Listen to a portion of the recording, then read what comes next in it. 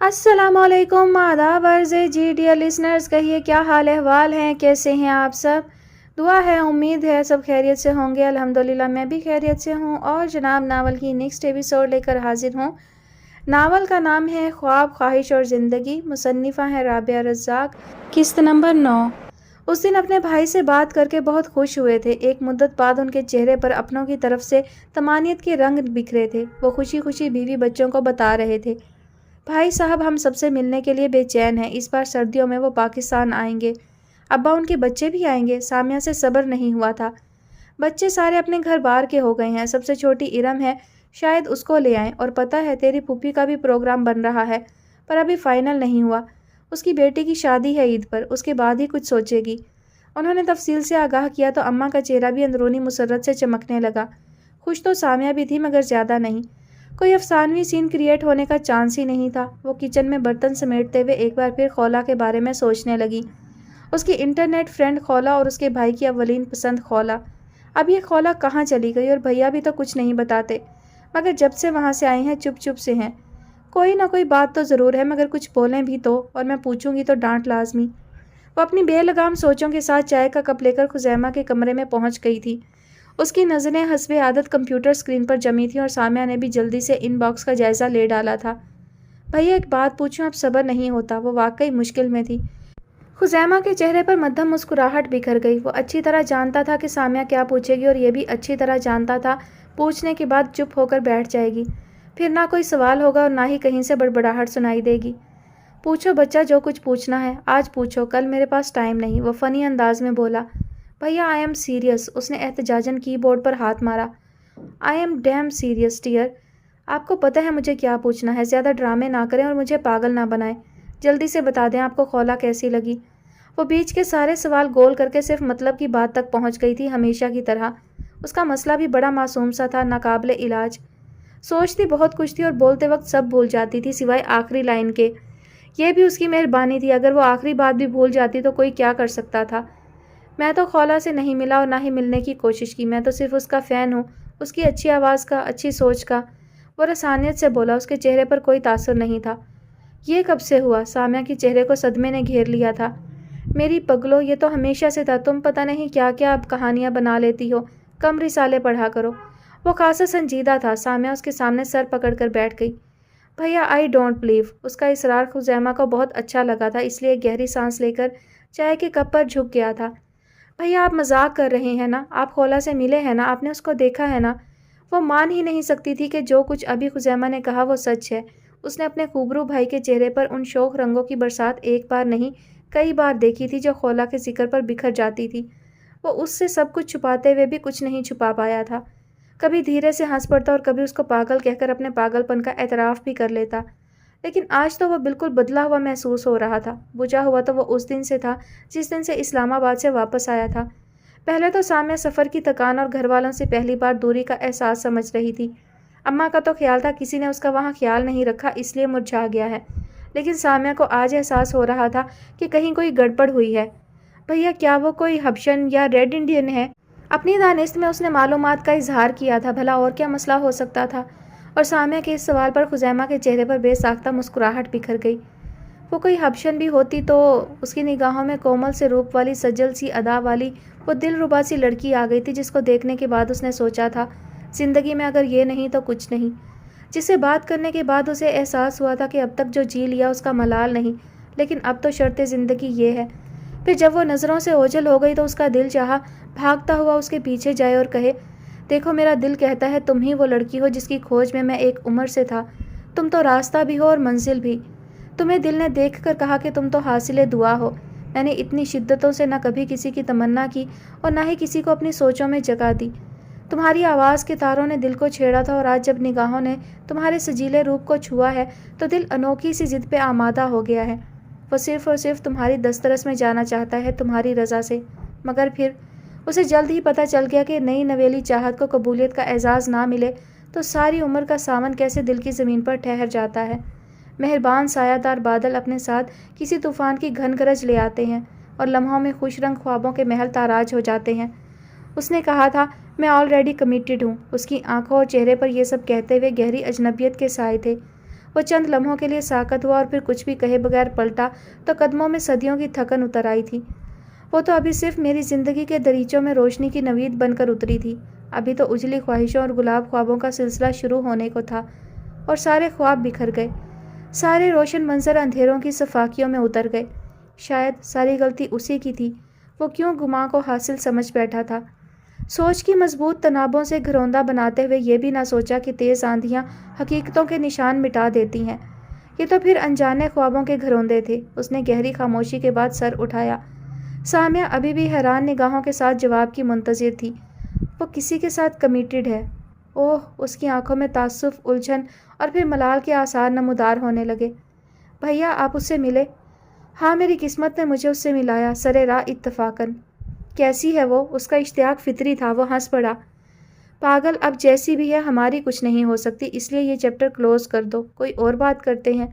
وہ خود کو سنبھال چکا تھا، ان لمحوں کی تلاش سے باہر آ چکا تھا جو ذہن کے گوشے میں مستقل ڈیرا ڈال کر بیٹھ گئے تھے۔ پھر سوچ میں ڈوبی ہوئی آواز خزیمہ کو اپنے اندر کی ترجمان لگی۔ پھر یہ کہ مجھے بہت سارا کام نپٹانا ہے، تو میری جان چھوڑو تاکہ میں یکسوئی کے ساتھ کچھ فائلیں مینٹین کر سکوں۔ اور ہاں، اب یہ چیپٹر کلوز ہو چکا، ہم کبھی اس موضوع پر بات نہیں کریں گے، اور ویسے بھی وہ ہماری دوست نہیں تھی، ہم زبردستی اس کو دوست بنانے کی کوشش کر رہے تھے، ہے نا؟ خزیمہ نے مدھم سی مسکراہٹ کے ساتھ گفتگو تمام کی اور کپ اس کے ہاتھ میں تھماتے ہوئے ہلکی سی چپت اس کے سر پر لگائی تاکہ وہ صدمے سے باہر آ جائے جو اس کے چہرے سے عیاں تھا۔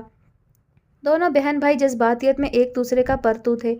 محبت، اپنائیت، خلوص اور سچائی جیسی صفات کے ساتھ دونوں ہی اس دور کے نایاب لوگوں میں شمار ہو سکتے تھے، لیکن ابھی تک وقت اور حالات کی کسوٹی پر کسی نے ان کی یہ خصوصیات پرکھنے کی کوشش نہیں کی تھی۔ شاید اسی لیے اپنی ذات کے اہم ہونے کے ادراک سے نہیں گزرے تھے۔ عاشر اور کاشف ہاسپٹل پہنچے تو نانو کی حالت خطرے سے باہر تھی اور انہیں آئی سی یو سے پرائیویٹ روم میں منتقل کیا جا رہا تھا۔ عاشر کے لیے یہ دکھ بھی کم نہیں تھا کہ ہمیشہ اسے اپنی آغوش میں چھپانے والا یہ مہربان وجود اس وقت دوسروں کے سہارے کا محتاج تھا۔ وہ آئی سی یو کے کھلے دروازے سے باہر آنے والی یکبستہ ٹھنڈک سے عجیب سا خوف محسوس کرتے ہوئے ایک ستون کے ساتھ ٹیک لگا کر کھڑا ہو گیا۔ ہاسپٹل کے اس کوریڈور میں اس وقت راجہ صاحب، کشمالہ، خولا، کاشف اور خدیجہ سبھی تھے، مگر اسے کسی کی ضرورت نہیں تھی سوائے نانو کے، جن کے چہرے پر گہری چپ کا پہرا تھا اور بند آنکھیں نہ جانے کیوں ہر احساس سے عاری محسوس ہو رہی تھیں۔ نرسز اور ڈاکٹرز نے بڑی مستعدی کے ساتھ انہیں مشینوں کی قید سے آزاد کر کے پرائیویٹ روم تک منتقل کیا تھا اور تمام لوگوں کو ریلیکس رہنے کا مشورہ دیتے ہوئے تاکید کی تھی کہ ان کے ارد گرد شور کرنے، ہجوم بڑھانے کی ضرورت نہیں۔ تبھی سب سر جھکائے باہر آ گئے تھے، بس کشمالہ ان کا ہاتھ تھام کر وہیں بیٹھی رہ گئی تھی۔ اس لمحے وہ سب سے بڑی دیوار تھی جو عاشر کو نانو کی قربت سے روک رہی تھی۔ اس کا دل چاہ رہا تھا وہ ان کے ملائم ہاتھوں کو تھام کر بیٹھ جائے، ان کے خاموش چہرے سے باتیں کرے اور پوچھے کہ وہ کون سا طوفان تھا جو آپ کے حوصلوں کو امتحان میں ڈال گیا۔ آپ کو تو عادت سی ہے آزمائشوں پر پورا اترنے کی، مگر اس بار کیوں ٹوٹ گئی؟ آپ مجھے بتائیں گے نانو کو کیا ہوا تھا؟ وہ ان سے مخاطب نہیں ہونا چاہتا تھا مگر ہار گیا۔ اس وقت وہی اس کرب سے نکال سکتے تھے۔ عاشر بیٹے، مجھے اندازہ ہے تمہاری تکلیف کا، لیکن میں کچھ نہیں بتا سکتا کہ یہ سب کیسے ہوا۔ مجھے تو کشمالہ نے فون کیا اور جب میں گھر پہنچا تو وہ دونوں انہیں ہاسپٹل لے کر آ چکی تھیں۔ راجہ طارق محمود کا دل چاہا کہ اپنے اس معصوم چہرے والے لمبے چوڑے بیٹے کو باہوں میں چھپا لیں، مگر وہ ان سے اس قدر فاصلے پر کھڑا ہو کر بات کر رہا تھا کہ یہ ممکن نہ تھا۔ آپ کو تو پتہ ہے نا وہ کتنی بہادر ہیں، اور اس سے پہلے انہیں کبھی بلڈ پریشر کی بھی پرابلم نہیں ہوئی۔ وہ ماشاء اللہ سے میری یادداشت میں کبھی ڈاکٹر کے پاس نہیں گئی، اور اب یہ ہارٹ اٹیک۔ وہ کسی طور پر مطمئن نہیں ہو پا رہا تھا۔ راجہ طارق نے اسے بغور دیکھا اور فکر مند سے ہو گئے۔ وہ نہ جانے کیوں بے نام سے الجھن میں مبتلا تھا۔ کئی بار دل چاہا کسی سے پوچھ ہی لے، بیگم شمائلہ کمال تو نہیں آئی تھی، مگر ہمت نہیں ہوئی۔ آپ جانتے ہیں بیٹے، اب ہماری زندگیوں میں ہونے کے لیے کچھ نیا رہا نہیں ہے۔ گئے وقتوں میں اذیت کے سنگریزوں نے بارہا لہو لہان کیا ہے۔ ان کی آنکھوں کے کنارے سرخ ہونے لگے تھے۔ عاشر نے دانستہ رخ موڑ لیا۔ وہ ان کی بہت ساری اذیتوں کا حصہ دار اور درد کا اکلوتا گواہ تھا، مگر اپنی تنہائی کے ایک ایک لمحے میں ان کی یاد سے شکوہ کنا بھی رہا تھا، اس لیے بھولتا نہیں تھا۔ جب آپ اپنی بیٹیوں کو اپنے ہونے کا اعتبار دے سکتے تھے، ان کے دکھوں میں ساتھ اور سکھوں میں اعتماد دے سکتے تھے، تو میرے لیے کیوں اپنی توجہ کا ہر روزن بند کر دیا؟ یہ تو اس نے اپنے شعور کی دہلیز پر قدم رکھنے کے بعد سوچا تھا، ورنہ بچپن تو ہر آہٹ پر ان کے ہونے کا یقین ٹوٹتے گزر گیا تھا۔ عاشر، انہوں نے اس کے مضبوط کندھے پر اپنا ہاتھ رکھ دیا، جس کی ہتھیلی سے نکلنے والی تپش اس سرد ماحول میں اسے بہت اجنبی محسوس ہوئی تھی۔ مجھے پتا ہے وہ تمہاری ماں بھی ہیں اور باپ بھی، دوست بھی، اور اس دنیا میں سب سے طاقتور رشتہ بھی۔ لیکن خوشی کی خبر یہ ہے کہ ان کا اٹیک مائنر تھا اور اب وہ خطرے سے باہر ہیں۔ اس وقت وہ دواؤں کے اثر میں پرسکون نیند سو رہی ہیں۔ انہیں اس حالت میں سب سے زیادہ سکون کی ضرورت ہے اور مجھے پتہ ہے ان کا سارا سکون میرے اس بیٹے کے پاس ہے۔ وہ کندھے سے تھام کر اس کا رخ اپنی طرف موڑ چکے تھے۔ عاشر نے سر جھکا کر ان کے چہرے پر آنے والی مدھم سی مسکراہٹ کو نظر انداز کیا اور جوتے کی نوک سے سفید ٹائلوں کے درمیان بچھی شیشے کی قطار کریدنے لگا۔ اس کی ہٹ دھرمی آج بھی قائم و دائم تھی۔ اس کے چہرے پر لکھا تھا وہ ان سے بہت ناراض ہے اور راجہ طارق محمود فوراً اس کی تائید بھی کرتے تھے۔ آخر وہ ان سے ناراض نہ ہو تو پھر کس سے ہو؟ تمہارا حق بنتا ہے تم بھی مجھے اتنا ہی نظر انداز کرو جتنا میں نے کیا، تم بھی مجھ سے اتنا دور رہو جتنا میں رہا۔ لیکن میرے پیارے بیٹے، یہ زندگی بھی تو بہت مختصر ہے۔ اس ضد میں ختم ہو گئی تو بہت سے پچھتاوے رلانے کے لیے باقی رہ جائیں گے۔ وہ اکثر سوچتے مگر کہنے کا موقع آج ملا تھا۔ عاشر نے گہری سلگتی نگاہ ان پر ڈالی اور ایک بار پھر ان کے دل کی ہر صدا نظر انداز کر کے کاشف کی طرف مڑ گیا۔ کاشف کی مشاہداتی قوت خاصی طاقتور تھی۔ وہ چہرہ شناسی کا دعویٰ تو نہیں کرتا تھا مگر گھاٹ گھاٹ کا پانی پینے کے بعد وہ انسانی نفسیات کے پرت کھولنے میں خاصا لطف محسوس کرتا تھا۔ اس وقت بھی وہ باپ بیٹے کے چہرے سے اندازہ لگا چکا تھا کہ دونوں کی سرد گفتگو کا موضوع کم از کم نانو تو نہیں ہے۔ کیا بات ہے عاشر، تمہاری الجھن کا سبب صرف نانو تو نہیں ہے بلکہ وہ تو اب ٹھیک ہے۔ کاشف نے اس کے ہاتھ تھام کر کوریڈور سے باہر نکلنے کا اشارہ کیا۔ اس پراسرار خاموشی میں اپنی آواز کا ارتعاش بھی سماعتوں کے لیے بوجھل محسوس ہو رہا تھا۔ کشمالہ ابھی تک نانو کے کمرے میں تھی۔ عاشر نے ایک اچڑتی سی نگاہ اس پر ڈالی اور کاشف کا ہاتھ چھوڑ کر واپس راجہ صاحب کے پاس آ گیا۔ آپ اپنی بیٹی سے کہیں وہ میری نانو کے پاس سے ہٹ جائے، مجھے ان کے پاس بیٹھنا ہے۔ اس کے انداز میں بالکل بچوں والی ضد تھی۔ پاس کھڑی خولا نے بمشکل مسکراہٹ روکی۔ وہ جب سے آیا تھا بے حد مضطرب تھا، کبھی اس کی آنکھوں میں الجھن نظر آتی، کبھی خفگی، اور اس وقت تو اس کی بے تحاشا خوبصورت آنکھوں میں بس ایک ہی رنگ تھا، نانو سے محبت، بہت گہری محبت کا رنگ۔ خولا نے یہ منظر بہت دلچسپی سے دیکھا اور محفوظ کر لیا۔ یہ شخص کشمالہ کی اولین پسند ہی نہیں، چاہت بن چکا تھا۔ اس کا چہرہ اس کے نام پر گلابی ہونے لگا تھا۔ وہ کشمالہ کی خوشی بن چکا تھا۔ خولا بھلا کیسی اس خوشی کے چہرے پر شکنیں دیکھ سکتی تھی؟ بھاگتی ہوئی کشمالہ کے پاس آئی۔ تم نے جس اینگری مین کی نانو پر قبضہ کیا ہے وہ باہر بہت ناراض ہو رہا ہے، خالی کر دو اس کی یہ جگہ ورنہ تمہاری خیر نہیں۔ خولا کی سرگوشی نے کشمالہ کے چہرے پر دھنک سی بکھیر دی تھی۔ اس نے مسکرا کر دروازے کے باہر دیکھا۔ وہ نظر تو نہیں آ رہا تھا مگر اس کے ہونے کا احساس بخوبی ہو رہا تھا۔ کہہ دو اسے جا کر، کشمالہ جس چیز پر قبضہ کر لیتی ہے اسے چھوڑتی نہیں۔ مالا، وہ ٹام کروز پارٹ 2 تمہیں اٹھا کر باہر پھینک دے گا۔ چل اب یہ جگہ خالی کر، اس کی باری ہے۔ یہ سرگوشی قدرے بلند ہو گئی تھی۔ کشمالہ نے اس کے منہ پر ہاتھ رکھا۔ ہم دونوں ساتھ بھی تو بیٹھ سکتے ہیں، بزدل کہیں کا، مجھ سے نہیں کسی انہونی کے ہونے سے بھاگتا ہے۔ وہ شرارت سے مسکرا دی۔ کشمالہ کو بھی اس ضد نے نئے لطف سے دوچار کیا تھا۔ خولا نے ایک اور یادگار منظر کو آنکھوں کے راستے ذہن کے کسی گوشے میں محفوظ کیا اور چہرے پر مصنوعی بے چارگی طاری کر کے باہر آ گئی۔ پاپا، مالا تو وہاں سے نہیں اٹھنے والی، آپ بھی چلے جائیں، بس شور نہیں کیجیے اور کوئی گڑبڑ بھی نہیں، وہ معصومیت سے بولی۔ عاشر کو ان دونوں بہنوں سے کبھی بھی کوئی سروکار نہیں رہا تھا، اس لیے وہ اس تردد میں پڑتا ہی نہیں تھا کہ وہ کون سی ہے، خولا یا مالا، اور نہ ہی کبھی اس نے دونوں کو غور سے دیکھا تھا۔ ہاں مگر ایک سیدھے لمبے بالوں والی لڑکی نے اس سے پہلے بھی نانو کے پاس اس کی جگہ پر قبضہ کر لیا تھا، اور پھر وہی سیدھے بالوں والی لڑکی ایک اجلی روشن صبح کو اسے جاتے ہوئے دیکھ رہی تھی۔ وہ راجہ صاحب کو باور کرانا چاہتا تھا کہ وہ اور ان کی بیٹیاں نانو کے زخموں کو کریدنے آئی ہیں، بہتر ہے کہ وہ لوگ اپنا ٹائم پورا کریں اور واپس چلی جائیں، نانو ان کی موجودگی میں انکمفرٹیبل ہیں۔ یہ سٹریس ہی تو تھا جو انہیں ہاسپٹل بیڈ تک لے آیا۔ اس نے بمشکل اپنے احساسات کو لبوں کے اندر دبایا اور خولا کو اپنے پاپا کی مضبوط باہوں میں سمٹتے ہوئے دیکھ کر اس کمرے کی طرف مڑ گیا جہاں اس کی مہربان آغوش شفیق باہیں اس کو سمیٹ لینے سے قاصر تھیں۔ وہ چپکے سے ان کے پاس جا کر کھڑا ہو گیا اور ان کے دودھیا چہرے پر نگاہیں جما دی۔ نانو، miss you, I need you.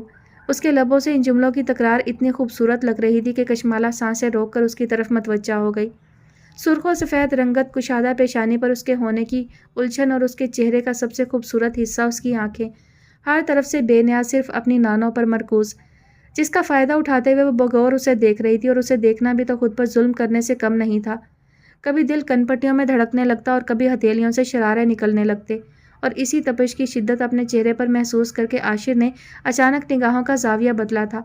لمحہ بھر کے لیے دونوں کی خاموش نظروں نے ایک دوسرے سے کلام کیا تھا، مگر اس کلام میں عاشر کی الجھن سوا نیزے پر پہنچ گئی تھی اور کشمالہ کی مٹھی میں ایک اور کیف آور لمحہ مقید ہو گیا تھا۔ اس نے نگاہیں جھکا کر اس ستم لمحے سے نکلنے کی کوشش کی، لیکن دل کسی طور دستبرداری پر آمادہ نہ تھا۔ اور آمادہ ہوتا بھی کیوں؟ اسے تو اس کھیل میں مزہ جو آنے لگا تھا۔ کیا کوئی آیا تھا؟ وہ سوال جو وہ کسی سے نہیں کر سکا تھا کشمالہ سے پوچھ بیٹھا تھا، سامنے دیوار کو مرکز نگاہ بناتے ہوئے۔ نہیں، کوئی بھی تو نہیں آیا ان 2-3 دنوں میں۔ نانو تو بالکل ٹھیک تھی، ہم لوگوں کی تیاری مکمل تھی کہ اچانک یہ ہو گیا۔ مجھے تو یہاں پر ہاسپٹل کا بھی اندازہ نہیں تھا اور نہ سمجھ میں آ رہا تھا کہ انہیں ایک دم سے کیا ہو گیا ہے۔ پھر خولا نے اپنے کسی کولیگ کو فون کر کے اس ہاسپٹل کے بارے میں انفارمیشن لی، تب ہم یہاں پر آئے۔ آپ کے پاس ڈرائیور بھی نہیں ہے، اچانک کچھ ہو جائے تو بہت مشکل ہو سکتی ہے۔ وہ تو جیسے منتظر بیٹھی تھی۔ عاشر نے اس دودھیا پیکر کو پہلی مرتبہ اتنے غور سے سنا تھا۔ وہ تیز تیز بولتے ہوئے بالکل بھی اجنبی نہیں لگ رہی تھی اور نہ ہی اس کے لب و لہجے سے کسی بیگانگی کا احساس ہو رہا تھا۔ نانو اکیلی ہوتی ہیں، ان کے پاس فل ٹائم ڈرائیور اور کوئی کیئر ٹیکر ضرور ہونا چاہیے۔ خدیجہ اور اس کے ہسبینڈ نے کچن سنبھال رکھا ہے صرف۔ سب سے بڑی بات کہ اس کو ڈرائیونگ نہیں آتی۔ وہ نہ جانے کیوں اس کی کلاس لے رہی تھی۔ عاشر کو نہ تو اس کا بولنا بہت اچھا لگ رہا تھا اور نہ ہی اس انداز سے بے تکلف ہونا، لیکن جو وہ کہہ رہی تھی سب سچ تھا، اس لیے سننا پڑا۔ میں نانو سے کہہ چکا ہوں ان سب کے لیے، مگر وہ مانتی ہی نہیں۔ انہیں اس طرح کی لگژریز سے کوفت ہوتی ہے۔ اس نے جانے کیوں وضاحت پیش کی، مگر یہ لگژریز نہیں ہے، ضرورت ہے اس گھر کی۔ آپ کی موجودگی تک تو ٹھیک تھا، لیکن آپ کے جانے کے بعد پلیز سوچئے اس کے بارے میں۔ وہ دونوں مدھم آواز میں اس مسئلے کا حل ڈھونڈ رہے تھے جو آج کی تاریخ میں وجود میں آیا تھا، ورنہ اس سے پہلے سالوں گزر گئے تھے دونوں کو اپنے اپنے معمولات کے دائرے میں گھومتے ہوئے۔ اس طرح کا کوئی واقعہ رونما نہیں ہوا تھا جو اس کمی کی طرف متوجہ کرتا۔ اس بے وقت کی بحث سے اتنا ضرور ہوا تھا کہ نانو کی آنکھوں میں ہلکی سی جنبش ہونا شروع ہو گئی تھی اور وہ بیداری کے تکلیف دہ مرحلے سے گزرنے کی کوشش میں پھر وہاں پہنچ گئی تھی جہاں سے اس کرب کا آغاز ہوا تھا۔ ان کے نیم بیدار ذہن میں پھر انہی دو ناموں کی تکرار شروع ہو گئی تھی جنہیں ان کا سکھ آرام کبھی اچھا نہیں لگا تھا۔ وہ منیر کمال کو صرف شمائلہ کی وجہ سے جان پائی تھیں، اور جب اپنی بیٹی نے تربیت، محبت، خون کا رشتہ، اپنائیت، ہر جذبے کو جوتے کی نوک پر رکھ دیا تھا، تو وہ منیر کمال سے کیا شکوہ کرتی؟ کیوں کہتی اس سے کہ ان کے گھر کی بنیادوں کو کمزور کر کے اس کی خوشیوں پر نقب لگانے والے صرف تم ہو؟ وہ اس سے کبھی نہیں ملی اور نہ ہی ملنے کی تمنا کبھی دل میں جاگی۔ جب شمائلہ اور طارق کے اختلاف کا آغاز ہوا تو تب بھی شمائلہ کی دوستوں نے انہیں سمجھایا تھا کہ آپ منیر کمال سے بات کریں، وہ ان دونوں کی زندگی سے دور چلا جائے، نکل جائے، تب سب کچھ ٹھیک ہو جائے گا۔ مگر پھر بھی ان کا دل نہیں مانا تھا۔ دل مانتا بھی کیسے جب شمائلہ ہی اس گناہ میں برابر کی شریک تھی؟ تو وہ ایک غیر آدمی سے اپنے گھر کی خوشیوں کی فریاد کیسے کرتی؟ اور آج اسی غیر آدمی کی اولاد ایک مدت بعد ان کے گھر میں موجود تھی، زندگی کی تمام تر رعنائیوں کے ساتھ۔ ان سے مل کر یوں محسوس ہوتا تھا جیسے وہ طارق کی بے رنگ بے مقصد زندگی کے لیے قدرت کا خاص انعام ہو۔ ان دونوں کا پیار، ان کی ہر ادا سے جھلکتی سعادت مندی طارق کے زخموں پر مرہم رکھا کرتی تھی، مگر یہ تو انہیں آج پتہ چلا تھا وہ اپنے زخموں کو کھرچنے کا سامان ساتھ لیے پھر رہا تھا۔ منیر کمال کی دونوں بیٹیاں طارق محمود کی محبت، شفقت اور توجہ سمیٹ رہی تھیں، کئی دنوں سے نہیں بلکہ کئی سالوں سے۔ ان کا ذہن مکمل بیدار ہو چکا تھا، مگر وہ آنکھیں کھول کر کسی تکلیف دہ منظر کا سامنا نہیں کرنا چاہتی تھیں۔ وہ جان چکی تھیں کشمالہ ان کے پاس ہے۔ انہیں عاشر کی خوشبو، اس کی بے چین آنکھوں میں تیرتی تفکر کی لہریں، سب کچھ بند آنکھوں سے بھی نظر آ رہا تھا، مگر ان کا دل چاہ رہا تھا وہ کچھ دیر یوں ہی بند آنکھیں کیے پڑی رہیں تاکہ ذہن بھی تاریکی میں ڈوبا رہے۔ روشنی میں ہر منظر بھیانک ہو کر ان کی ہمت پست کیے دے رہا تھا۔ انہیں شمائلہ کی بے غیرتی نے نہیں، طارق کے طرف نے اندر تک توڑ دیا تھا۔ کشمالہ کمرے سے جا چکی تھی اور عاشر ان کا ہاتھ تھام کر کسی چھوٹے بچے کی طرح خوفزدہ ان کی آغوش میں سمٹنے کے لیے بے تاب بیٹھا ہوا تھا۔ تبھی انہوں نے آنکھیں کھولی اور اپنے کمزور ہاتھوں سے اس کا چہرہ تھام لیا۔ عاشر بیٹے، میری جان، اتنا کیوں پریشان ہے؟ ان کی آواز میں نکاہت نمایاں تھی۔ عاشر کے دل پر چوٹ سی پڑی۔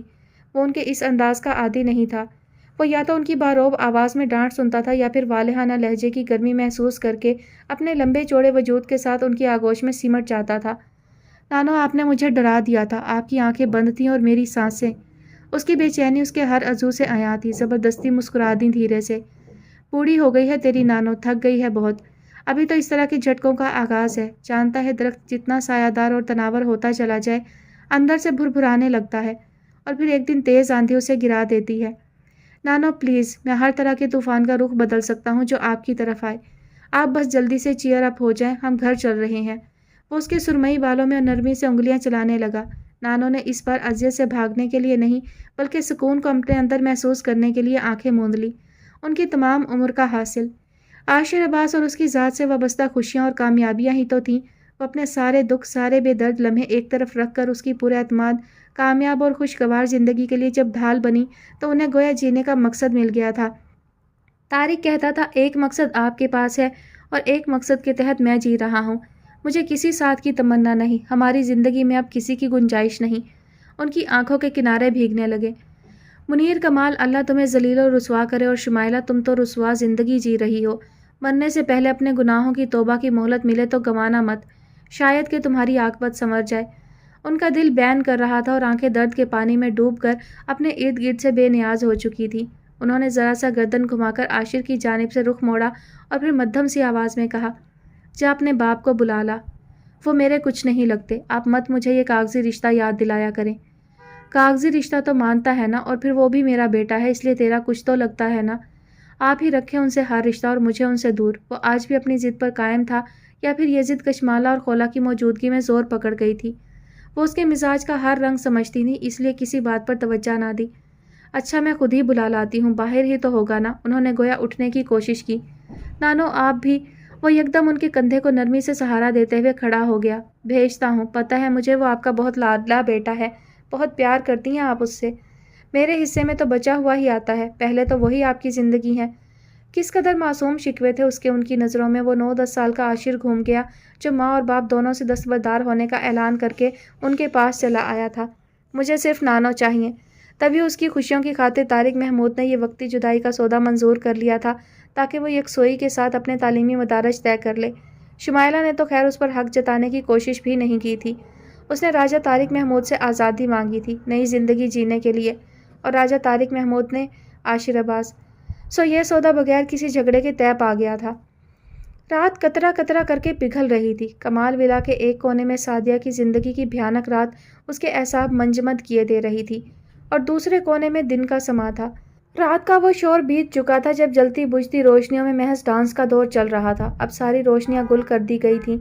ڈانس فلور اور ہال روم میں صرف لائٹس نے پراسرار سی روشنی پھیلا رکھی تھی، اور اس پراسرار ماحول میں گانے کے بول صرف ہیجان انگیز جذبات کو نہیں بڑھا رہے تھے، بلکہ ان میں واضح طور پر یہ پیغام تھا کہ اپنے اپنے مطلب کی لڑکی پکڑو اور اندھیرے میں گم ہو جاؤ۔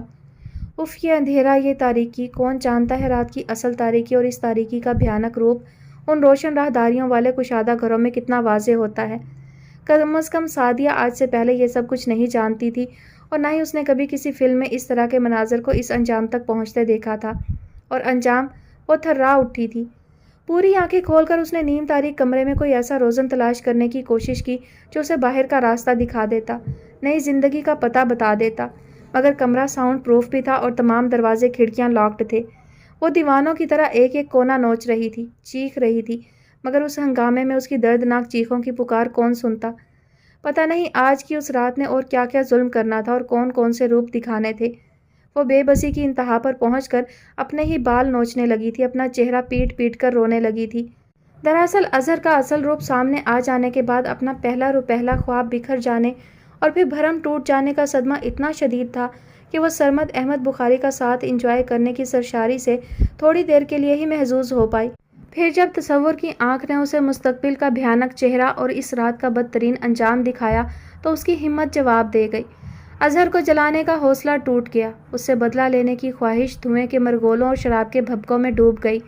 چرس اور شراب کی اس محفل میں ایک کے بعد دوسری رسم اس کے حواس مختل کیے دے رہی تھی۔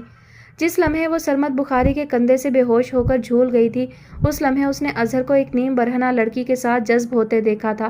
وہ یہ سب نہ بھی دیکھتی تب بھی یہاں پہنچ کر جیتے جی مر گئی تھی، اور یہ سب دیکھنے کے بعد اپنا انجام سوچتے ہوئے وہ اس گھر میں پہنچ گئی تھی جہاں اس نے جنم لیا تھا۔ عمر کا ایک بڑا حصہ تحفظ اور وقار کے ساتھ گزارا تھا۔ اسے اپنے گھر والوں سے بہت سی شکایتیں سہی، اسے ان کمروں کی گھٹن سے خوف سہی، لیکن وہ یہ ضرور جانتی تھی کہ وہاں عزتوں کا سودا نہیں ہوتا۔ اس کے باپ چچا کی لوگ اتنی عزت کرتے تھے کہ کبھی اس محلے میں کسی نے اس پر غلط نگاہ تک نہیں ڈالی تھی، اور یہاں وہ سرمد احمد بخاری کی مکروہ مسکراہٹ اور پرہوس نگاہوں کے سامنے خود کو پورے کپڑوں میں چھپا کر رکھنے کے باوجود برہنہ محسوس کر رہی تھی۔ یا اللہ میری مدد کر! پہلی بار شاید اس نے اللہ کو اتنی شدت سے پکارا تھا۔ میں اگر گھر نہ پہنچی تو وہ لوگ رسوائی کا زہر پی کر زندوں میں رہیں گے نہ مردوں میں۔ میں کیوں اظہر کے فریب میں آ گئی؟ وہ اپنا چہرہ پیٹ پیٹ کر رو رہی تھی، اور اس کی کربناک چیخیں سننے والا سوائے رات کی تاریکی کے کوئی نہیں تھا۔ وہ تاریکی جو کبھی عیب ڈھانپ لیتی ہے اور کبھی سارے عیبوں کے سارے گناہوں کی وجہ بن جاتی ہے۔ یا اللہ، اس رات کی صبح ہو گئی تو پھر کچھ نہ بچے گا، میری مدد کر، مجھے اس دوزخ سے باہر نکال۔ اس نے پھر اپنا سر پیٹنا شروع کر دیا تھا، تبھی جیسے دروازے پر کھٹکا سا ہوا تھا، وہ سمٹ کر دیوار سے جا لگی تھی۔ شاید کوئی اندر آ رہا تھا۔ اس نے خوفزدہ نگاہوں سے لکڑی کے مضبوط دروازے کو دیکھا تھا جس پر عجیب و غریب نقش و نگار بنے ہوئے تھے۔ تبھی دروازہ کھل گیا تھا۔ اس کے پیچھے روشنی کی مانوس سی لکیر بھی تھی جس کے تعاقب میں وہ لپکی، مگر اگلے لمحے اس کے مضبوط ہاتھ اس کے سینے سے ٹکرائے تھے۔ وہ اس کو پیچھے دھکیل کر دروازہ بند کر چکا تھا۔ سویٹی، تم تو مجھے اچھی لگی ہو، تمہاری آنکھیں، تمہارا گول چہرہ اور اتنا خوبصورت جسم۔ نہ تم مجھ سے بھاگ رہی ہو پاگل۔ رانی بن کر رہو گی میرے محل میں سویٹی۔ یہ سرمد بخاری کے الفاظ تھے اور وہ خودکش حملہ آور کی طرح پھٹتی چلی گئی تھی۔ رات کا جانے کون سا پہر تھا جب اس کی آنکھ کھل گئی تھی۔ حالانکہ کوئی بھیانک خواب بھی نہیں دیکھا تھا، مگر اس وقت بجلی کا چلے جانا اور گھرر گھرر کرتے پنکھے کا ساکت ہونا کسی بھیانک خواب سے کم نہیں تھا۔ اس نے پوری آنکھیں کھول کر اندھیرے سے آشنا ہونے کی کوشش کی اور پسینے سے تر چہرے پر ہاتھ پھیرتے ہوئے اٹھ بیٹھی۔ یہ اس کے باپ کا گھر تھا، اس لیے بے بسی لازم تھی۔ اگر ماں کا ہوتا تو وہ اب تک جنریٹر آن نہ ہونے کا رونا ڈال چکی ہوتی، اور یہاں تو کسی بھی چیز کا رونا ڈالنا نیری حماقت تھا۔ لیکن مسئلہ یہ تھا، اس آزمائش میں پڑنے کا فیصلہ اس کا اپنا تھا، اس لیے وہ اپنے صبر و شکر کو داد دیتے ہوئے اس اسٹور نما کمرے کی مستقل مکین بن چکی تھی جس کا بیرونی دروازہ چھت پر کھلتا تھا، جو وہ عدم تحفظ کے باعث بند بلکہ لاک کر کے سوتی تھی۔ نعمان اکثر چھت پر ٹہلتا پایا جاتا تھا اور اسے تائی کی نظروں سے بہت خوف آتا تھا۔ پتہ نہیں کیوں انہیں کسی پر بھی اعتبار نہیں ہوتا تھا۔ صوفیہ کو ان پر ترس بھی آتا تھا اور بعض اوقات ہنسی بھی۔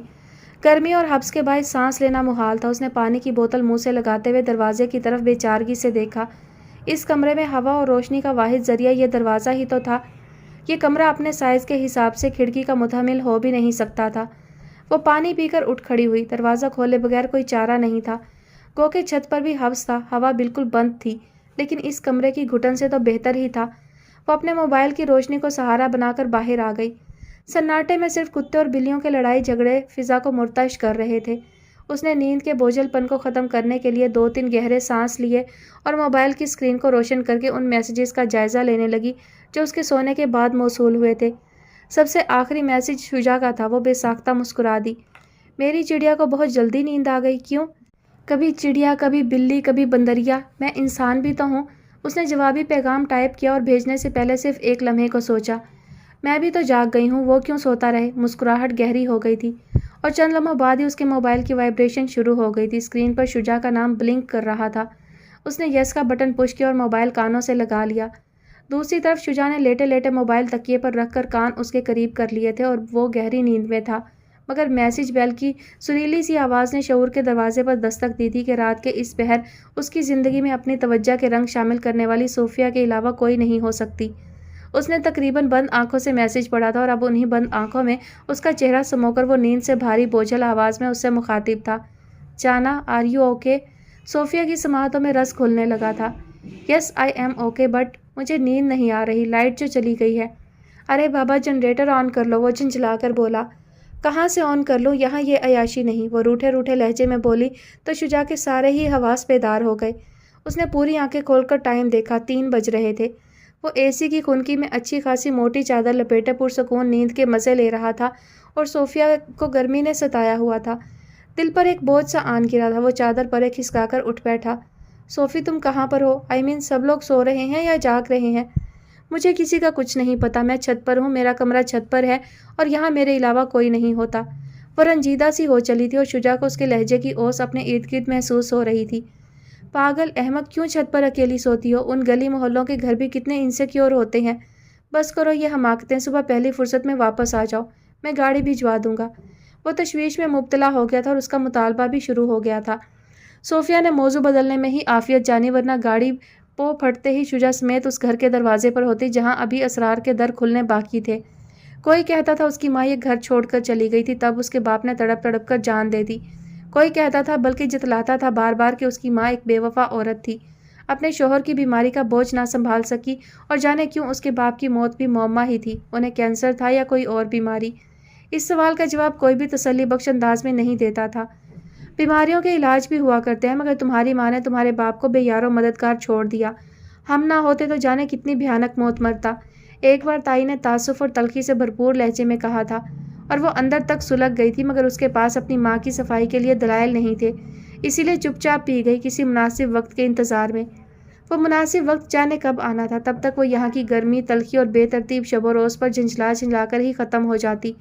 اگر ان حبس آلود دنوں میں شجاع کا ساون برساتا لہجہ اس کے دل و دماغ کی تپش کم نہ کرتا تو جانے کیا ہوتا۔ وہ یہ سب سوچ کر ہی بدحواس ہو جاتی۔ بہت تنگ کیا ہوا ہے تم نے، نہ سونے دیتی ہو نہ جینے دیتی ہو، دن بھر بھی دھیان تمہاری طرف لگا رہتا ہے۔ پتہ نہیں کیا کھایا ہوگا، کس سے لڑائی کی ہوگی۔ پاگل کر دو تم تو مجھے۔ وہ اپنے لہجے میں پیار بھری خفگی دانستہ لانے کی کوشش کرتا تھا، بلکہ اس کے ساتھ بات کرتے ہوئے اس کے انداز میں دنیا بھر کے جذبے خود بخود سمٹ آتے تھے۔ میرا ایسا کوئی ارادہ نہیں، ابھی بھی میں بور ہو رہی تھی اس لیے فون کرنے کا سوچا۔ اگر آپ ڈسٹرب ہوئے تو سوری، ویری سوری۔ وہ سارے ترب کے پتے کھیل کر بری الذمہ ہو گئی تھی۔ شجاع نے بیڈ کی پشت سے ٹیک لگا کر گہری سانس لی۔ اب تو اس سے ڈھیر ساری باتیں کیے بغیر چین ہی نہیں تھا۔ کیوں کہو نا، چین ہے ہی نہیں میرے بنا۔ وہ دلکشی سے مسکرایا، اس کے دلکش وجود کو سامنے بٹھا کر۔ خوش فہمی سرکار، یہ تو لائٹ جانے کے بعد والی بے چینی ہے۔ وہ بمشکل ہاتھ آئی تھی۔ ذرا اپنے دل سے پوچھ کر بتاؤ فوراً۔ شجاع، کتنی بے تکی باتیں کرتے ہیں آپ، ہر وقت دل کی گواہی۔ وہ اس کے سامنے سمٹ سمٹ کر کھل جاتی تھی۔ شاید یہی اس رشتے کا مان ہوتا ہے۔ کیوں ڈر لگتا ہے سچائی سے؟ وہ بھی اس کا مان کبھی نہیں توڑتا تھا، اس پر عیاں بھی ہوتا تھا، اسے سمیٹتا بھی تھا۔ نہیں، آپ کے پاگل پن اور اپنی بے بسی سے ڈر لگتا ہے، وہ دھیرے سے بولی اور اس کی شرارت پر دہائی دینے لگی۔ جب تک تمہیں خود میں جذب نہ کر لوں یہ پاگل پن تو فریاد کرے گا نا۔ شجاع، وہ چیخ ہی تو پڑی۔ آپ مجھ سے اتنی فضول باتیں مت کیا کریں۔ دل کی دھڑکنوں کو اعتدال پر لا کر اس نے اپنا احتجاج رجسٹر کروایا، جس کا کوئی فائدہ نہیں تھا، کیونکہ مد مقابل شجاع تھا جس کی شرارتیں کمرے کی سونی فضا سے ہم آہنگ ہو کر آدھی رات کو چڑھتے دن کا سماں پیدا کر چکی تھی۔ وہ ادھر مکمل بیدار ہو چکا تھا۔ پیپسی کا ٹن کھول کر منہ سے لگاتے ہوئے وہ اس کی جھنجھلاہٹ کا تصور کر رہا تھا۔ تو بولو نا، رات کے اس بہر میں اپنی جانہ سے کیا سیاست پر تبصرہ کروں؟ اتنا بے حس اور ظالم تو نہیں ہو سکتا نا۔ وہ ایک ٹوٹی ہوئی کرسی کے کنارے پر ٹک گئی اور نظریں یوں جھکا لی جیسے وہ اس کے سامنے ہی تو بیٹھا ہے۔ سب جھوٹ ہے، میں فون کروں، میں SMS کروں تو تب یہ ڈرامے شروع ہو جاتے ہیں۔ پورا دن گزر جاتا ہے، خود کوئی پرواہ نہیں کرتے۔ معمول کا شکوہ تھا، معصومیت اور محبت کا اظہار اپنے اندر سمیٹے ہوئے۔ دیکھو، میری پرواہ کے انداز سے تم جلد ہی گھبرا جاتی ہو۔ فون پر تو بات ہوتی نہیں تم سے، کبھی قریب آ کر میں نے پرواہ شروع کر دی تو تمہاری جان مصیبت میں پڑ جائے گی۔ پھر ڈائیلاگ۔ ارے بابا، یہ ڈائیلاگ نہیں، زندگی کی عظیم سچائی ہے۔ میرا بس چلے تو صبح سے شام کر دوں صرف تمہیں دیکھتے ہوئے۔ یہ تو آ کر میری آنکھوں سے پوچھو کیا گزر جاتی ہے ان پر جب تمہیں دل پکارتا ہے اور تم انہیں نظر نہیں آتی ہو۔ اس کے لفظ لفظ میں جذبوں کی شدتیں مچل رہی تھیں۔ صوفیہ کو بہت دور بیٹھ کر بھی بخوبی احساس ہو رہا تھا، اس کے کانوں کی لویں جھلسنے لگی تھیں۔ اس کے لہجے کی سچائی کے لیے کسی گواہی کی ضرورت نہیں تھی، کیونکہ صوفیہ کی بےتاب دھڑکنیں ان دو دلوں کی حکایت پر خود ہی ایمان لے آئی تھی۔ وہ اگر اپنی بے چینیوں کا اظہار کر دیتا تھا تو اس کی فطری حیا ان بے چینیوں پر پردے ڈال دیتی تھی، معصومانہ سی خواہش اور شکایت کی صورت میں، ورنہ اس کا بھی دل چاہ رہا تھا گزرتی ہر رات کے لمحے کو گواہ بنا کر کہے اور بہت زور زور سے کہے، میرا دل چاہتا ہے اس خود ساختہ قید سے نکل بھاگوں، توڑ ڈالوں اس قفس کو، اور اپنی عمر کی ہر محرومی، ہر تشنگی کو ان مضبوط باہوں میں چھپا لوں جو صرف میری ہیں، جنہیں قدرت نے صرف مجھے انعام کیا ہے۔ شجاع، آئی مس یو۔ سوچ کو، احساس کو لفظوں کی طاقت نہ چاہتے ہوئے بھی عطا ہو گئی تھی۔ اس کی مدھم مگر شدتوں سے بھرپور آواز بمشکل شجاع کی سماعتوں تک منتقل ہوئی تھی۔ مس یو الاٹ، واپس آ جاؤ نا، سب تمہیں بہت مس کرتے ہیں۔ میرے کمرے کی ہر چیز تمہارے بارے میں پوچھتی ہے۔ نہ کرو خود پر، مجھ پر، ہماری زندگی پر یہ ظلم۔ وہ یکدم بہت بے چین ہو گیا تھا، اس کی آواز میں بے قراری کے ساتھ التجا بھی تھی۔ صوفیہ کے دل کو کچھ ہوا تھا اور ذہن کے کسی گوشے سے یہ صدا بھی بلند ہوئی تھی کہ ہاں، وہ ظلم تو کر رہی ہے۔ ایک لا حاصل مشقت کا انجام سوائے بدگمانی، نفرت اور اذیت کے کچھ نہیں ہوگا، مگر وہ یہ اذیت اٹھانے کا سامان اپنے ہاتھوں سے کر رہی تھی۔ بس کچھ دنوں کی بات ہے، مجھے کون سا یہاں تمام عمر رہنا ہے۔ جانے کیوں اس نے سوچا مگر بول نہ پائی۔ ابھی خود کو بہت مضبوط دکھانا تھا۔ بہت ساری باتیں اظہار کے مرحلے سے گزرنے کے بعد آپ کی کمزوری بن جاتی ہیں۔ ایٹ لیسٹ تم آفس تو آؤ نا، تمہیں دیکھنا اب بہت ضروری ہو گیا ہے، سکون نہیں ملتا، پلیز۔ اس کی خاموشی شجاع کے حوصلے بڑھا رہی تھی۔ اس کے لہجے میں بے چینی سے زیادہ استحقاق گھلا ہوا تھا۔ پتہ ہے شجاع، میرا آفس آنا میرے مسائل میں اضافہ ہی کرے گا۔ میں جن لوگوں کے ساتھ آج کل رہ رہی ہوں، ہر پل ایک نیا روپ نظر آ رہا ہوتا ہے ان کا۔ آپ کو پتہ ہے انہیں اب میرا کھانا پینا، رہنا سہنا بھاری لگنے لگا ہے۔ ہو سکتا ہے وہ مجھ سے ایک دن اس کا خرچہ بھی مانگ لے۔ سو اب یہاں رہنا بلکہ دھڑلے سے رہنا، اپنے باپ کے حصے پر حق جتانا میری ضد بن گیا ہے، جس کے لیے مجھے آپ کی ضرورت ہمیشہ رہے گی۔ آپ ہی مجھے مضبوط بنا سکتے ہیں۔ اس نے شاید پہلی بار اس گھر کے ذاتی مسائل پر پہلی دفعہ بات کی تھی، ورنہ وہ ہمیشہ ٹالتی ہی رہتی تھی۔ شجاع کو ان ساری باتوں کی توقع تو تھی، لیکن آج اس کے منہ سے ہی سن کر یہ اطمینان قوی ہو گیا تھا۔ وہ حالات و واقعات کی ترتیب کو حقائق کی آنکھ سے دیکھ رہی ہے، کیونکہ جو کچھ شجاع جانتا تھا وہ صوفیہ نہیں جانتی تھی، لیکن وہ صوفیہ کو اپنے الفاظ میں کبھی کچھ نہیں بتانا چاہتا تھا، تاکہ وہ ہر طرح کی بدگمانی اور احساس محرومی سے باہر نکل کر اس کی زندگی کا حصہ بنے۔ اس کے اطمینان کے لیے یہ کافی تھا کہ اب وہ اس سے اپنے چھوٹے چھوٹے مسئلے بھی شیئر کرنے لگی تھی۔ دیکھو صوفی، ہم ہمیشہ زندگی کو اپنی مرضی کے مطابق نہیں جی سکتے۔ کبھی کبھی زندگی کو اس کی شرائط کے حوالے کر دیا جاتا ہے، اور وقت ثابت کرتا ہے کہ کون سا فیصلہ درست تھا اور کس فیصلے نے ہمیں تھکا دیا۔ مجھے یقین ہے کہ تم تھکو گی نہیں، بلکہ اس فیصلے کے اختتام پر سرشاری تمہارے حصے میں آئے گی، اور بالفرض تم تھکنے لگیں تو میں اپنے حصے کا سارا آرام تمہارے نام کر دوں گا۔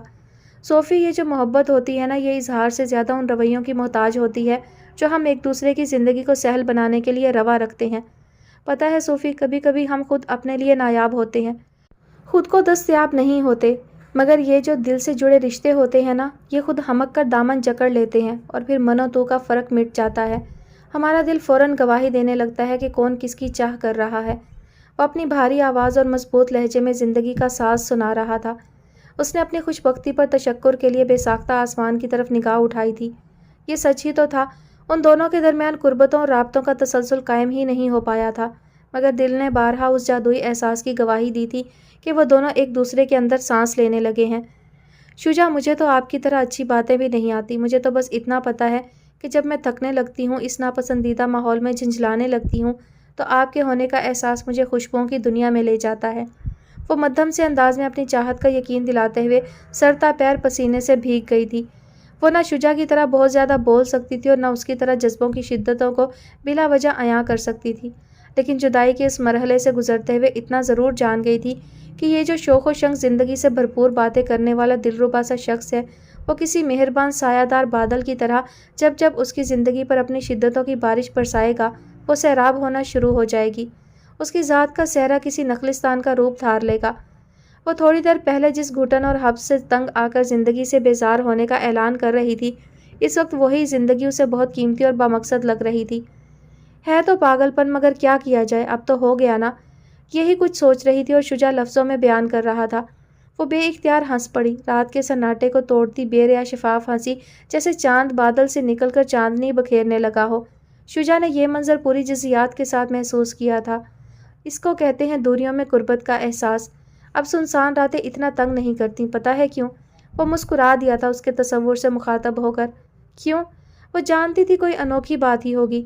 اپنی جانا کی یادوں کا کمبل اوڑھ کر سو جاتا ہوں، وہ مزے سے بولا تھا۔ وہ ایک بار پھر ہنس پڑی تھی۔ اب آپ یہ ڈائیلاگ بند کر دیں، لائٹ تو کیا آئے گی، البتہ گراؤنڈ فلور والے جاگ جائیں گے اور میری شامت آ جائے گی۔ بھیگی بلی، ڈرتی ہے نا؟ ڈرے میرے دشمن، یہ لوگ سامنے آ کر لڑائی نہیں کرتے اور مجھے مزہ نہیں آتا چھپ چھپ کر لڑنے میں۔ کیا حال ہے تمہاری اس کزن کا جس کی شادی کا ذکر کیا تھا تم نے؟ کچھ خاص حال نہیں، آج وہ اپنی کسی دوست کے گھر گئی ہوئی ہے۔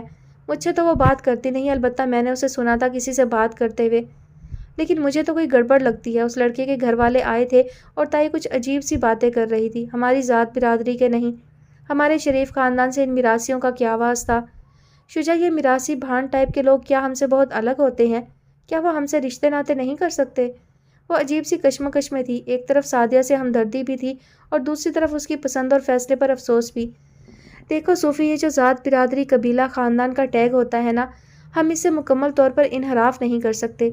بے تحاشا ترقی اور بدلتے وقت کے ساتھ بھاگنے کے باوجود ہمیں اپنی شناخت اور اپنا نام بچانے کے لیے اس طرح کے ٹیگ کا سہارا لینا پڑتا ہے، اور یہ کوئی انتہا پسندی نہیں بلکہ ہر کسی کو اپنی انفرادی حیثیت میں جینے کا حق ہے۔ اگر کوئی اپنے خاندان کی روایتوں پر ناز کرتا ہے تو کرے، لیکن اسے دوسرے کو محض اس بات پر لیٹ ڈاؤن کرنے کا حق نہیں کہ وہ ان سے برتر ہے۔ شاید آپ ٹھیک کہتے ہیں، تائی نے ان کی ٹھیک ٹھاک کلاس لے لی تھی، اور ویسے بھی ان کا انداز تو مجھے ہر وقت انسلٹنگ لگ رہا ہوتا ہے۔ تمہیں تو کچھ نہیں کہتی؟ مجھے کیا کہیں گی، میں تو ان کے لیے پزل بن گئی ہوں۔ وہ اس ادھوری کرسی پر بیٹھ کر تھک گئی تھی جس کا احساس شجاع کو بھی ہو گیا تھا۔ گڈ، اب اگر مادام اجازت دے تو میں صبح ہونے سے پہلے تھوڑی دیر کے لیے سو جاؤں۔ اگر وقت پر آفس نہ پہنچا تو میری باس مجھے کوئی بھی سزا سنا دیں گی۔ آپ بالکل سو سکتے ہیں کیونکہ مجھے بھی نیند آ رہی ہے اور لائٹ بھی آ گئی۔ تو تم مجھے اتنی دیر سے پاگل کیوں بنا رہی تھی؟ ارے بابا ابھی ابھی آئی ہے۔ اچھا okay good night, take care, miss you. وہ اپنی بات ہمیشہ ایسے ہی ختم کرتا تھا، گڈ نائٹ، ٹیک کیئر۔ صوفیہ اس کے بعد سکون کے جھولے میں جھولنے لگی تھی۔ دیکھو سویٹی، تم اگر مجھ سے یوں بھاگو گی تو مجھے زبردستی کرنا پڑے گی، پھر نہ تمہیں مزہ آئے گا اور نہ میری آگ بجھے گی۔ میں جانتا ہوں آگ تمہارے اندر بھی لگی ہے اور وہ جو تمہارا یار ہے نا، کیا نام ہے اس کا، وہ کبھی نہیں بجھا سکتا۔ اس نے ایک موٹی سی گالی دی اور بے ہنگم انداز میں صوفے پر ٹانگیں پھیلا کر بیٹھ گیا۔ تھوڑی دیر پہلے وہ اس محفل کے سب سے خوبصورت مرد کے روپ میں اس کے سامنے آیا تھا اور اس وقت وہ اپنے بدترین روپ میں اس کے سامنے ڈھیر تھا۔ سعدیہ کا بس نہیں چل رہا تھا اس کمرے سے غائب ہو جائے۔ ہر طرح کی آسائشات اور لوازمات سے آراستہ یہ خوبصورت آرام دہ کمرہ اس وقت اسے دنیا کا بھیانک ترین روپ دکھا رہا تھا۔ وہ صرف اور صرف اس لمحے اپنی آبرو بچ جانے کی دعا مانگ رہی تھی۔ اس کا ضمیر، اس کے اندر کی بزدل اور کم فہم لڑکی ابھی اتنی بھی باغی اور اخلاقی پستی کا شکار نہیں ہوئی تھی کہ اسے اپنی عزت و عظمت داؤ پر لگ جانے کا خوف نہ ہوتا۔ وہ یہ بات اچھی طرح جانتی تھی کہ عورت کی آبرو ہی اس کا غرور ہوتا ہے اور اگر آج یہ غرور ملیا میٹ ہو گیا تو وہ برباد ہو جائے گی۔ پلیز آپ مجھے جانے دیں، میں وہ نہیں ہوں جو آپ نے سمجھا۔ میں تو پہلی بار ڈانس پارٹی میں آئی تھی صرف دیکھنے کے لیے۔ اظہر میرا منگیتر ہے، وہ مجھ سے پیار کرتا ہے، میں بھی اسے پسند کرتی ہوں۔ ہماری شادی ہونے والی ہے۔ دیکھو میرے ساتھ ظلم مت کرو، تمہارے لیے لڑکیوں کی کمی تو نہیں۔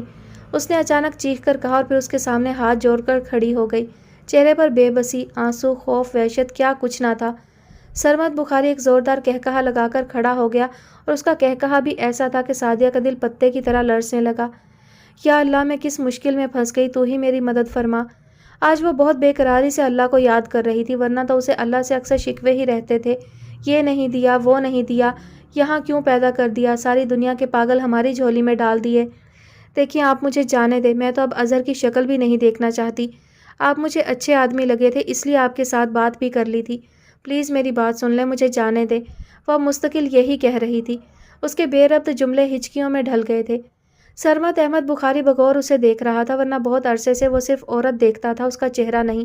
مگر پتہ نہیں کیوں سعدیہ کے لیے اس کی نظر میں وہ ہوس اور شیطانی چمک نہیں تھی جو اس کی مردانگی کا تقاضا تھی۔ شاید اسی لیے سعدیہ بھی اس کے سامنے ہاتھ جوڑے کھڑی تھی اور اسے جان بخشی کی منت کر رہی تھی۔ دیکھو تمہیں جانے دیا تو میرا کیا ہوگا، تم جانتی نہیں ہو اس وقت میری ضرورت صرف تم ہو، میری آگ صرف تم بجھا سکتی ہو۔ میں نے تمہیں اس پورے حال سے چنا ہے، ورنہ شمائلہ تو مجھے پتہ نہیں کہاں لے کر جا رہی تھی۔ اس کے منہ سے شراب کے بھبکے اٹھ رہے تھے اور وہ اتنا زیادہ پینے کے باوجود اپنے پاؤں پر مضبوطی سے کھڑا پورے حواسوں کے ساتھ بات کر رہا تھا۔ البتہ لفظوں کی لڑکھڑاہٹ سعدیہ کے لیے خطرے کا سائرن تھی جو اس کے سر پر بج رہا تھا اور اس کے حواس مختل کیے دے رہا تھا۔ رونے سے اس کی آنکھوں کا کاجل دھل چکا تھا، اب اس کی بڑی بڑی براؤن آنکھوں میں صرف خوف کے سائے تھے جو سرمد احمد بخاری کی برداشت کا امتحان لے رہے تھے۔ اس نے کبھی کسی کو اتنا ٹائم نہیں دیا تھا اور نہ ہی اس کاروبار میں کسی کے پاس ان صحبتوں کے لیے وقت ہوتا ہے۔ اس کاروبار میں دونوں فریق ایک دوسرے کی مصروفیات کو جانتے ہیں، اس لیے سودا طے ہوا اور شناسائی ختم۔ مگر یہاں صورتحال میں دلچسپی کا عنصر سعدیہ کی غیر کاروباری صلاحیت کی وجہ سے پیدا ہو گیا تھا، جس کے لیے حیرت انگیز طور پر سرمد احمد بخاری جیسے خریدار کو لطف کی ایک نئی کیفیت سے گزرنا پڑ رہا تھا۔ وحشی خونخوار جانور کے ہاتھ اگر زندہ انسان لگ جائے تو پہلے مرحلے پر وہ صرف اسے بھنبوڑتا ہے اور پھر اسے اپنے شکنجے میں کر کے اسے سستانے کا وقت بھی دیتا ہے، اور ضروری تو نہیں کہ وہ اپنے مردار کا سارا گوشت ایک ہی وقت میں کھا لے۔ سرمد بخاری نے آگے بڑھ کر کمرے کی ملگجی روشنی بھی گل کر دی تھی اور سعدیہ چیخ مارتے ہوئے کسی دیوار کے سہارے جا لگی تھی۔ اس وقت اس کی فریادیں یا تو اس کمرے کے در و دیوار سن رہے تھے یا پھر وہ خود، کیونکہ سرمد بخاری کے اندر سیاہ خونخوار کتوں نے اب اپنے شکار کے لیے بھونکنا شروع کر دیا تھا۔ ملگجی روشنی گل ہوئی تو سعدیہ نے اپنی آنکھیں میچ لی تھیں۔ اس نے جان لیا تھا اس کمرے کی تاریک رات اب اس کی پوری زندگی پر سیاہی کی چادر تان دے گی۔ وہ دیوار میں ضم ہونا چاہتی تھی، اس سے پناہ مانگ رہی تھی، مگر اینٹ اور پتھر کی اس مضبوط دیوار میں اس کی عافیت کا کوئی روزن نہیں تھا۔ اس کی نادانی اور نافرمانی کے لیے سزا کا عمل اتنی جلدی شروع ہو جائے گا۔ وہ ایک بار پھر اپنی قسمت سے اپنے اللہ سے شاکی ہو چلی تھی۔ ایک طرف وہ سنگی دیوار تھی اور ایک طرف وہ سنگ دل بے حس انسان جس سے اس نے شناسائی کی بڑی بھاری قیمت چکانی تھی۔ وہ فرش پر نڈھال سے انداز میں بیٹھتی چلی گئی اور سرمد بخاری کا خوفناک سایہ اس کے سامنے دو زانو ہو کر بیٹھ گیا۔ آؤ نہ جانے من، دیکھو گھبراؤ نہیں، یہ جو ملن کی پہلی رات ہوتی ہے نا، اس کا مزہ ساری دنیا کی دولت دے کر بھی نہیں ملتا۔ تم مجھ سے ڈرو مت، میں تمہارا دوست ہوں، تمہارا پارٹنر۔ میں نے ایسا کیا کیا تھا جو میرے نصیب میں بے بسی اور یہ رسوائی لکھی تھی؟ اے اللہ تو کہاں ہے؟ وہ ایک بار پھر چیخنا چاہتی تھی مگر اس کی آواز گھٹ کر رہ گئی۔ سرمد بخاری کے ہاتھ اس کے چہرے اور گردن پر رینگ رہے تھے۔ نانو گھر آ گئی تھی اور عاشر ان کا سایہ بن گیا تھا۔ اس کا بس نہیں چل رہا تھا وہ انہیں ساری دنیا سے چھپا لے، اور ساری دنیا میں فی الوقت کشمالہ اور خولا سے زیادہ کوئی نہیں تھا جو نانو کی یوں خدمت اور دل بستگی پر معمور تھیں جیسے وہ ان کی سگی بیٹیاں ہی تو ہوں۔ کاشف کے لیے یہ منظر چونکا دینے والا تھا۔ وہ عاشر اور راجہ صاحب کے اصرار پر یہاں رک گیا تھا، اور سچ تو یہ تھا کہ وہ بہت دنوں کے بعد گھر کا سکھ اور چہل پہل دیکھ رہا تھا، اس لیے بھی اپنا کام فی الوقت روک کر یہاں رک گیا تھا۔ کشمالہ اور خولا ایک دوسرے کی ہم شکل، سراپا اور لب و لہجہ مغربی اور انداز و آداب مشرقی۔ اس کی قوت مشاہدہ کے لیے ایسے مظاہرے فیول کا کام دیتے تھے۔ اس کی تخلیقی صلاحیت کو توانائی ملنا شروع ہو جاتی تھی جب وہ اپنے ارد گرد رنگ برنگے کرداروں کی دنیا کو دیکھتا تھا۔ یار عاشر، تو نے مجھے کبھی نہیں بتایا تیری بہنیں بھی ہیں؟ عاشر اس کے ساتھ نانو کے لیے میڈیسن، فروٹس وغیرہ لینے نکلا تھا۔ دونوں نے گاڑی کے بجائے درختوں سے گھری ہوئی سڑک پر واک کرنے کو ترجیح دی تھی۔ چڑیوں کی چہچہاہٹ اور پتوں کی سرسراہٹ سے محظوظ ہوتے وہ دونوں قریبی سپر سٹور کی طرف رواں دواں تھے جب کاشف نے اپنے تجسس سے مجبور ہو کر پوچھا، وہ راجہ صاحب کی بیٹیاں ہیں؟ عاشر نے سنجیدگی سے کہا، اور راجہ صاحب کا بیٹا تو ہے نا؟ پھر وہ تیری کیا ہوئی؟ میرے خیال میں اس رشتے کو بہن ہی کہتے ہیں۔ اس نے مسکراہٹ دبا کر پوچھا۔ اسے کبھی کبھی یہ 6 فٹ 2 انچ کا خوبرو جوان 2.5 سال کا بچہ لگتا تھا۔ وہ اس کی ڈاکیومنٹری سیریز کا حصہ بنتا نہ بنتا مگر اس کا جگری دوست ضرور بن گیا تھا، جس کا اظہار عاشر کی طرف سے تو نہیں ہوا تھا لیکن کاشف کے لیے اپنے دل کی شہادت ہی کافی تھی۔ ہماری چاہت ہمیشہ بدلے میں چاہت کی متمنی نہیں ہوتی، یہ رشتہ فرض کی زنجیر میں بمشکل قید ہوتا ہے۔ میں نانو کا بیٹا ہوں، تمہیں 1000 دفعہ بتا چکا ہوں، اور تم ہو کہ ہر دفعہ نئی کہانی لے کر بیٹھ جاتے ہو۔ نانو کا بیٹا کیا آسمان سے ٹپکا تھا؟ اس کا کوئی باپ تو ہوگا نا؟ وہ دو بدو بولا۔ میرا اپنے باپ سے کوئی واسطہ نہیں۔ وہی مرغے کی ایک ٹانگ۔ کاشف بھی سنجیدہ ہو گیا۔ یہ تمہاری خوش فہمی ہے جنہیں قدرت نے ان رشتوں کو دے کر چھین لیا ہو، کبھی ان سے محرومی پوچھنا۔ وہ جانے کیا باور کرانا چاہ رہا تھا۔ مجھے بھی یہی لگتا ہے، قدرت نے یہ رشتہ مجھے صرف اس لیے دیا تھا کہ میں دنیا میں آ جاؤں اور بس، بلکہ مجھے ماں کا رشتہ بھی اسی لیے ملا تھا، ادروائز میں ان کی خواہش یا چاہت نہیں تھا۔ کبھی کبھی حالات و واقعات کی ترتیب وہ نہیں ہوتی جو ہمارے دائرہ نگاہ میں ہوتی ہے۔ اب دیکھو، ہو سکتا ہے تمہیں یہ ٹنڈ منڈ درخت بہت پیچیدہ اور بھیانک لگے، لیکن میرے لیے یہ قدرت کی صناعی کا ایک مختلف نمونہ ہے۔ اس کی تراش خراش اتنی متوازن ہے کہ کوئی انسان نہیں کر سکتا۔ دراصل جہاں تم کھڑے ہو اور زندگی کا تجزیہ کرتے ہو، وہاں سے تمہیں اس درخت کا بدنما چہرہ اور اکیلا پن نظر نہیں آ سکتا۔ تمہاری سمت الگ اور میری سمت الگ ہو سکتی ہے۔ میں تمہاری جگہ ہوں تو میری بھی سوچ بدل جائے، اور تم میری جگہ آنے کی کوشش نہیں کرتے کیونکہ تم اپنے مقام سے جڑے ہو اور میں اپنے۔ اصل مسئلہ یہ ہے۔ لیکن برادر، یہ زندگی گزارنے کا سلیقہ تو نہیں۔ سوچو، اگر زندگی ہمیشہ ہماری خواہش کے مطابق عطا کرتی رہے تو پھر زندگی کیوں کہلائے؟ انسان اگر ہمیشہ ایک ہی جیسے حالات سے گزرتا رہے تو اس کی فطرت کو سکون کیوں کر ملے جو اول روز سے تبدیلی کا تقاضا کر رہی ہے؟ ایسا نہ ہوتا تو آج بھی ہم پتوں کا لباس پہن کر پتھر سے آگ جلا کر خوش رہتے نا۔ کاشف سے باتوں میں بھلا کون جیت سکتا تھا؟ عاشر نے ایک گہری سانس بھری اور سپر سٹور کی طرف اشارہ کیا۔ ہم منزل پر پہنچ گئے۔ یہ کاشف کے فلسفے کا اثر تھا مگر بول کر پھر اس کے شکنجے میں آ گیا تھا۔ نہیں، ہماری منزل ابھی ہمارے گمان کی مہمان ہے۔ وہ حقیقت کا روپ اس دن دھارے گی جب ہم راستوں کا یک تعین کر لیں گے۔ ہم ابھی بے سمت چل رہے ہیں۔ اس کے تھکے تھکے چہرے پر نگاہ ڈال کر بولا تھا۔ عاشر گزشتہ کئی راتوں سے جاگ رہا تھا، اور سب سے بڑی بات، وہ گزشتہ کئی سالوں سے لڑ رہا تھا جس کے آثار اس کے چہرے سے عیاں تھے۔ اس کو صرف ایک دفعہ راجہ طارق محمود کے سامنے بٹھانا تھا اور دونوں کو خوب کہنے اور سننے کا موقع دینا تھا، اور اس کے بعد یہ بدگمانی، یہ بے اعتنائی اس رشتے کے پیار اور مان میں ڈھل جاتی جو ان باپ بیٹے کے درمیان سب سے بڑی سچائی تھا۔